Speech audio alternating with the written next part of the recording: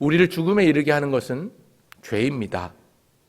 계속해서 레위기 말씀을 살펴보고 있지만 이 레위기 전체의 주제는요, 한 단어로 거룩입니다.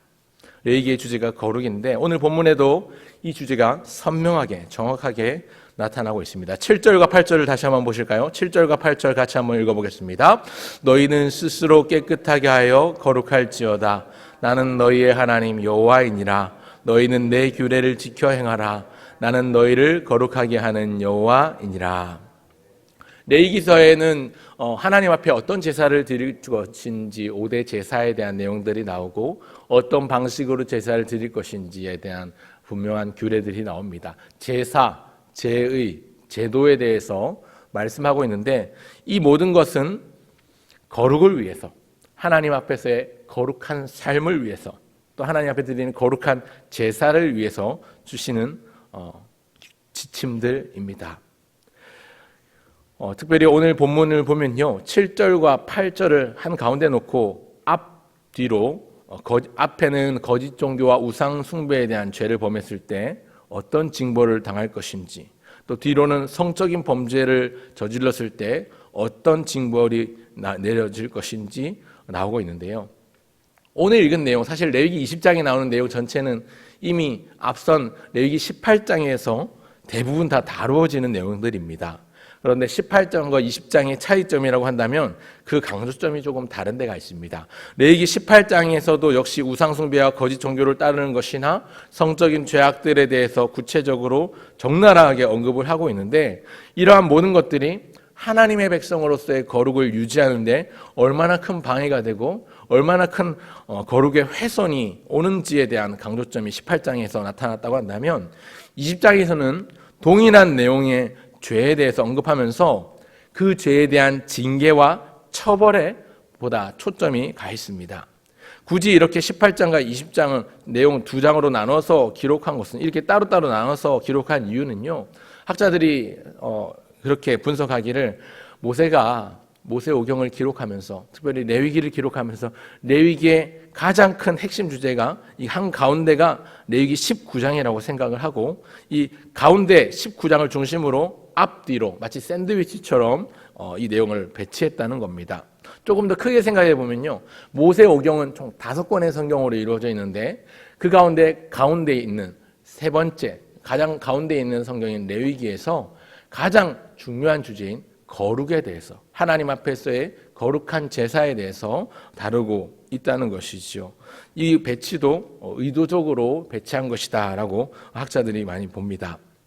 오늘 본문만 조금 작게 보더라도요, 레위기 20장 안에서도 거짓 종교와 우상 숭배에 대한 내용에 대해서 말씀을 하고, 그 다음에 한 가운데 거룩한 삶에 대해서, 오늘 방금 읽은 7절과 8절, 오늘 레위기 전체의 주제라고도 할 수 있고 20장의 주제라고도 할 수 있는, 스스로 깨끗하게 하여 거룩할지어다.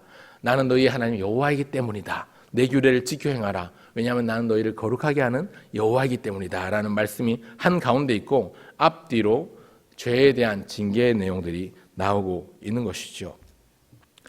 거룩한 삶이 그 한 가운데 중심에 있습니다. 레위기도 모세오경 가운데 한 가운데 있고, 그리고 레위기 가운데서도 이 너희를 거룩해 하게 하는 거룩한 하나님이 한 가운데 나와 있고, 오늘 본문에서도 거룩한 삶에 대한 지침이 한 가운데 나와 있습니다. 그만큼 거룩한 삶은 중요합니다. 거룩을 유지하고 거룩을 보존하는 것, 굉장히 중요한 일이죠. 근데 그 거룩을 심각하게 하는 심각하게 훼손하는 일이, 방해하는 일이 바로 죄라는 것입니다. 죄는 우리를 죽음에 이르게 합니다. 그래서 우리가 잘 아는 것처럼 죄의 삭은 사망이라고 말씀하고 있습니다. 그런데 오늘 우리가 살고 있는 이 시대는요, 죄를 가벼이 여기는 경향이 많습니다. 오늘 본문을 통해서 우리 마음에 새겨야 될 분명한 진실이 있는데, 첫째는 죄는 우리를 죽게 만든다는 사실입니다. 여러분, 죄는 우리를 사망에 이르게 합니다. 오늘 본문은 이스라엘 백성이 범할 수 있는 죄와 그 죄에 대한 처벌의 내용인데요. 본문을 읽다 보면 오늘 읽은 1절부터 16절까지 내용에서 가장 많이 반복되는 경구가 있죠. 반드시 죽이라는 내용입니다. 반드시 죽일지라. 2절에도 처음 반드시 죽이되라는 말이 나오는데요. 오늘 본문에 보면 9절에도 또 9절부터 16절까지 매 구절마다 반드시 죽일지니라 라는 말씀이 나오지요. 이 내용들은 주로 인신제사, 인신공양, 근친상간, 동성애, 심지어 짐승과 교합하는 수간, 이런 내용들을 포함한 각양, 음행을 언급하면서 이런 행위를 하는 자는 반드시 죽이라고 명하십니다. 두려운 말씀이죠. 어떻게 보면 가혹하고 잔인하게 들릴 수 있습니다. 누군가는 그런 말씀을 하시더라고요. 성경책은 애들을 보여주면 안 되는 책이다.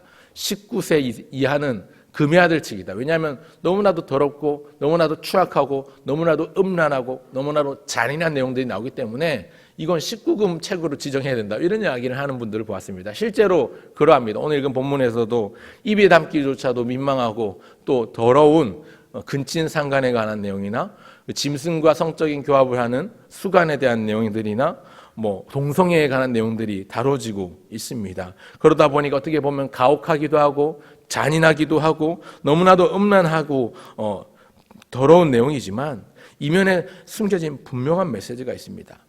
이것이 드러내고 있는 분명한 사실은요, 죄는 우리를 죽음으로 몰고 간다는 것입니다. 오늘 본문 말씀드린 것처럼 처벌에 대한 내용으로 이루어져 있는데 겉보기에는 처벌이지만 결국 죽음을 가져오는 죄의 진실을 선포하고 있습니다. 다시 한번 말씀드리지만 죄의 싹은 사망입니다. 죄의 무서운 결과는 되돌릴 수 없고 돌이킬 수도 없는 것입니다. 그렇기 때문에 애초에 죄를 멀리해야 합니다. 죄 짓지 않으려고 애쓰고 발버둥 치는 모습과 노력도 가상하지만 우리가 하나님의 백성으로 살면서 죄를 멀리할 수 있는 것, 죄를 짓지 않기 위해서 가장 취할 수 있는 좋은 방법, 쉬운 방법은요, 죄 짓지 않으려고, 죄의 자리에 가지 않으려고 발버둥 치고 노력하는 것보다 더 쉬운 방법은요, 거룩을 추구하는 것입니다. 하나님이 거룩하시기에 우리도 거룩해야 됩니다. 이것을 추구하는 겁니다. 거룩을 추구하다 보면 하나님이 싫어하시는, 하나님이 미워하시고 심지어 하나님이 혐오하시는 죄는 어느덧 멀리 떨어져 도망가 있습니다. 죄는 우리를 죽게 만듭니다. 죄를 멀리하기 위해서 해야 되는 일은 적극적으로 거룩을 추구하는 것입니다. 하나님의 거룩하심을 본받기 위해서, 하나님이 어떤 분이신지 알기 위해서 하나님의 말씀을 가까이 하고 아멘으로 읽을 뿐만 아니라 순종하여 행함으로 나타내면 거룩의 자리로 한 발 한 발 더 다가갈 수 있는 것이죠. 죄를 멀리하기 위한 가장 좋은 방법은 하나님을 닮기 위해서 거룩을 추구하는 것, 이 사실을 분명히 인식하시고 죄를 멀리하며 거룩을 추구하시는 저와 여러분 모두가 되시기를 주의 이름으로 축원합니다. 그런가 하면 둘째로 생각해 볼 것은요, 죄가 우리를 죽게 한다면 둘째는, 죄는 우리 생명의 근원이신 하나님과의 관계를 무너뜨립니다. 죄는요, 하나님과 나 사이의 관계를 완전히 일그러뜨립니다.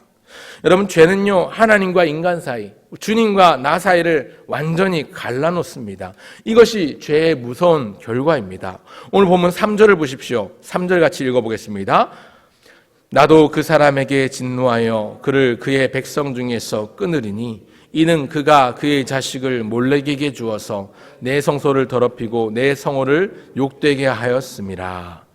여러분, 3절만 아니라 사실 5절과 6절에도 보면 반복되는 경고가 또 하나 있는데요, 반드시 죽일지니 라는 말 다음으로 많이 나오는 말이 그의 백성 중에서 끊으리니, 그의 백성 중에서 끊으리니, 끊어내겠다, 끊을지니, 이런 말씀이 나오고 있죠. 오늘 여기 3절에 보면요, 그의 자식을 몰렉에게 주어서 내 성소를 더럽히고 내 성호를 욕되게 하였음이라 이렇게 나오고 있는데요, 여기 나오는 몰렉은요, 요단 동편에 있는 암몬 족속들이 주로 섬기던 신의 이름이 몰렉입니다. 성경에 보면 몰록이라고도 하고 몰렉이라고도 하고 밀곰이라고도 하는데요, 이 우상의 특징이 있습니다. 어린아이를 제물로 산채로 바쳐서 죽인다는 점입니다. 소위 사람을 산채로 바치는 인신공양, 인신제사를 드리는 것이 이들의 우상을 섬기는 제사, 제도에 포함되어 있는 과정인데요, 고대 근동 지역에 있는 우상들의 특징은 주로 농경사회와 관련되어 있는 다산과 풍요를 상징하는 신들이 대부분이었습니다. 예를 들어서 우리가 잘 알고 있는 남신인 바알신과 여신인 아세라 신 같은 경우는 서로 사랑해서 성적인 관계를 맺으면 그 과정에서 나오는 분비물이 하늘에서 비가 되어 내린다고 여겼습니다. 그러니 비가 내리지 않아서 가뭄이 들고 기근이 생기면 그런 우상을 섬기는 사람들이 이 남신인 바알과 여신인 아세라를 자극하기 위해서 그들의 신당에 가서 우상 제사를 드리는데 그 신당 신전에서 봉사하는 창녀나 남창들에게 돈이나 재물을 주고 성적인 관계를 갖게 해서 신들로 하여금 충동하는 것이죠. 이 남창이나 여자 창녀들을 보면서 신들이 성적인 어떤 충동적으로 일어나서 신들끼리 서로 관계를 가지면 그 과정에 생기는 분비물이 하늘에서 비가 되어 내린다는 굉장히 음란하고 더럽고 추악한 더러운 의식이 그들의 제사제도 안에 이런 의식이 포함이 되어 있었습니다.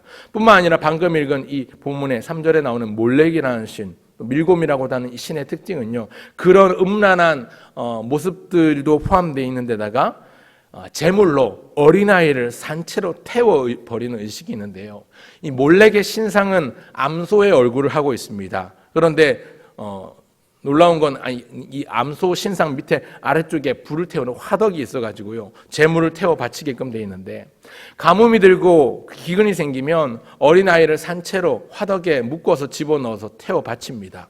그러면 이 신이요, 어린아이를 맛있게 먹어서 소화시키니까 기분이 좋아서 휘파람을 분다는 겁니다. 신이 나서 휘파람을 불면 그 휘파람 때문에 바람을 불어일으키니까 바람이 비구름을 몰고 와서 비가 내린다고 믿었습니다. 참 동화 같은 이야기인데, 어떻게 보면 참 어처구니 없는 이야기인데, 이 고대 근동 지역의 우상을 섬기는 내용들이 대개가 그런 식입니다. 신이 기분이 좋아져서 휘파람을 불면 비구름이 바람에 밀려와서 비가 내린다고 여기기도 했고요.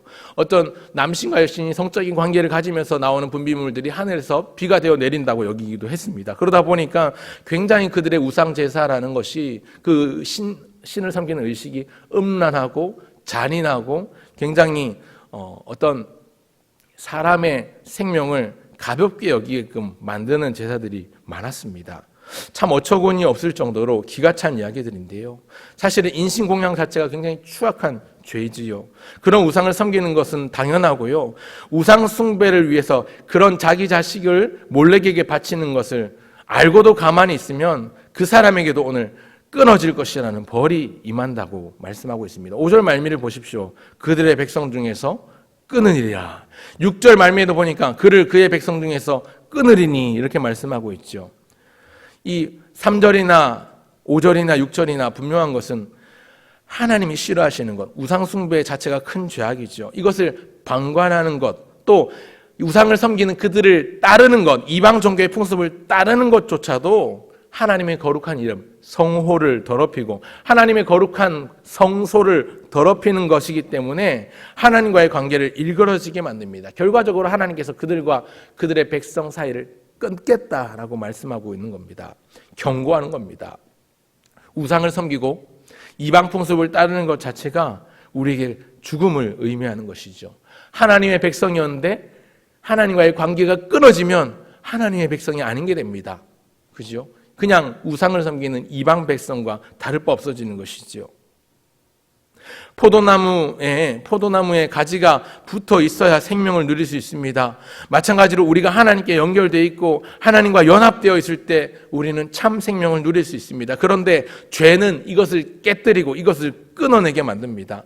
하나님과 연합된 관계, 이 연결을 끊어내는 것이 바로 죄입니다.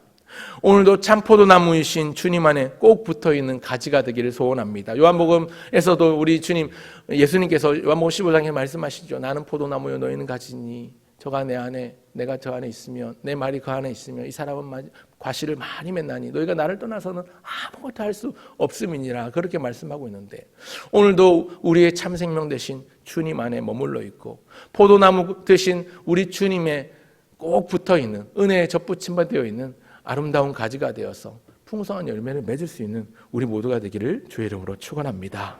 그래서 기억할 셋째는요, 그렇기 때문에 죄를 가벼이 여기는 것은 가장 큰 어리석음입니다. 죄는 죽음을 만들고요, 첫 번째 말씀드렸습니다. 죄는 우리를 죽음에 이르게 합니다. 두 번째, 죄는 우리를 하나님과의 관계를 끊어놓습니다. 그래서 세 번째 말씀드리는데요, 죄를 가벼이 여겨선 안 됩니다.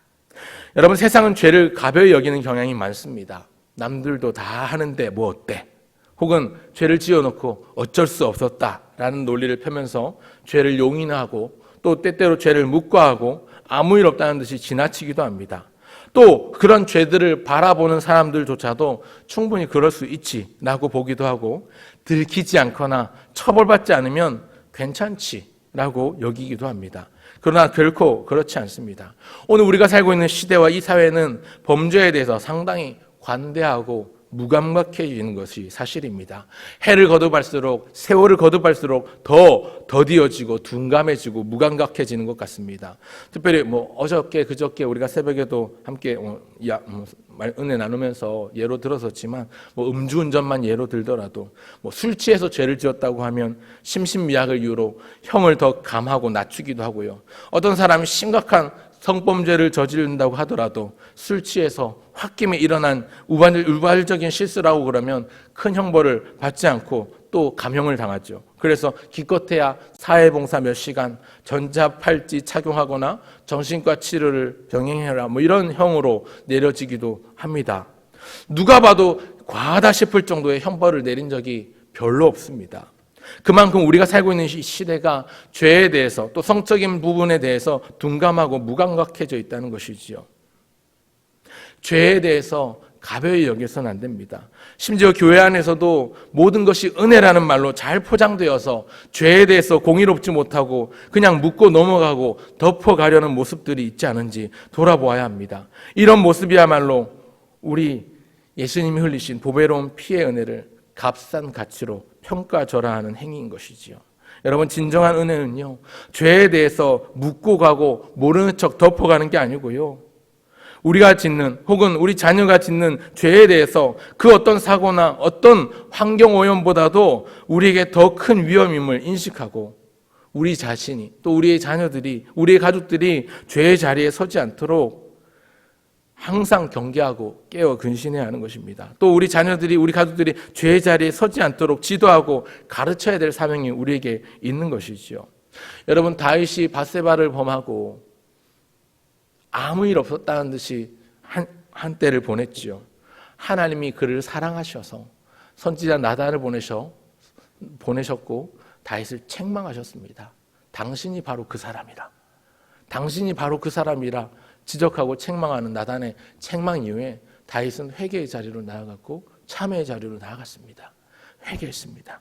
하나님이 사랑하셔서 책망하셨던 것이지요.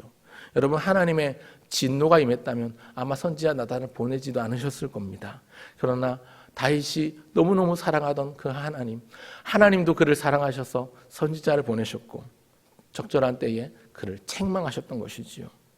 여러분, 지혜로운 인생은요, 죄 짓지 않는 인생이 아닙니다. 물론 우리는 다 죄인입니다. 죄를 짓지만 그럼에도 불구하고 그 죄 앞에서 철저하게 그것을 인정하고 그것을 하나님 앞에 회개하고 그것을 돌이켜 하나님 앞에 자복할 수 있는 인생이 참 귀한 인생입니다. 세상에 죄 짓지 않고 살아갈 수 있는 완벽한 인생이 얼마나 있겠습니까? 그러나 분명한 것은 그 죄를 지으면 응당 죄의 대가를 치러내고 죄를 위해서 회개하고 참회하는 순간이 있어야 한다는 사실입니다. 가장 좋은 것은 죄의 자리를 애초에 만들지 않는 것, 죄를 멀리하는 것입니다. 아까 말씀드린 것처럼 죄를 멀리하기 위해서는 거룩을 추구하면 됩니다. 왜냐하면 죄와 거룩은 가장 멀리 떨어져 있기 때문에 그렇습니다. 우리가 거룩을 추구하면 죄와 멀리 떨어질 수 있는 것이지요. 여러분, 창세기에 나오는 요셉의 예를 아시죠? 요셉이 이 보디발의 아내와 함께 한 시간들이 있었는데 그 시간들, 죄를 피하지 않았다면 그 자리를 도망치지 않았다면, 그래서 그는 비록 억울하게 누명을 쓰고 감옥에 가게 되었지만, 만약에 그 자리에서 어떻게든 자기가 음란의 죄를 이겨보려고 그 보디발 아내를 떠나지 않고 도망치지 않았다면 어쩌면 요셉 아니라 사실 그 자리에 요셉 할아버지가 있어도 죄에 넘어질 수밖에 없었을 것입니다.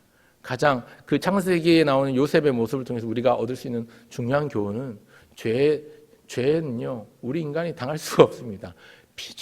이길 수 없는 죄라면 피해야 합니다. 피하는 길이 이기는 길입니다. 그렇기 때문에 오늘 저와 여러분 모두가 죄의 자리에 서지 않아야 되겠지만, 혹여 죄의 자리를 맞닥뜨려야 한다면 그 죄를 피해서 도망치는 것이 그 죄를 이기는 것임을 기억하셨으면 좋겠습니다. 말씀을 읽겠습니다. 오늘 레위기 20장에 나오는 말씀, 반드시 죽일지니라고 말씀하는 온갖 더러운 음행들, 인간적으로 인륜적으로 반인륜적인 이러한 성적인 죄악들, 이러한 것들, 이 죄의 결과는 하나님과의 관계 단절 그리고 죽음이라는 사실을 분명하게 인식하고 하나님의 은혜에 접붙임 받은 하나님의 백성으로서 죄를 멀리하고 거룩을 추구할 수 있는 우리 모두가 될 수 있기를. 그래서 우리뿐만 아니라 우리의 사랑하는 다음 세대 자녀들과 우리의 가족들도 거룩함을 유지하고 날마다 거룩하게 성화를 이루어갈 수 있는 저와 여러분 모두가 되시길 주의 이름으로 축원합니다.